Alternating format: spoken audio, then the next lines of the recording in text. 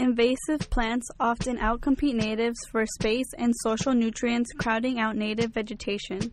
Tall plants, such as Peruvian pepper trees, may shade others from needed sunlight.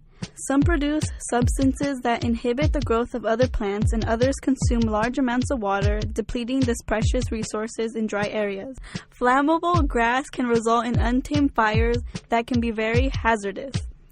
In the early 1500s, the Kumeyaay practiced controlled burning. This is when they would periodically burn different areas of their surroundings.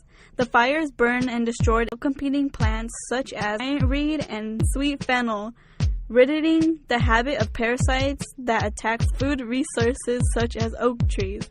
The nutrients from the ash allowed certain seeds to sprout and grow into important plants used for food and medicine.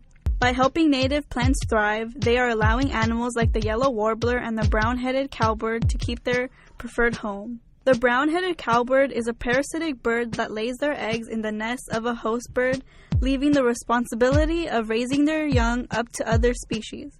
In this case, the host is the yellow warbler.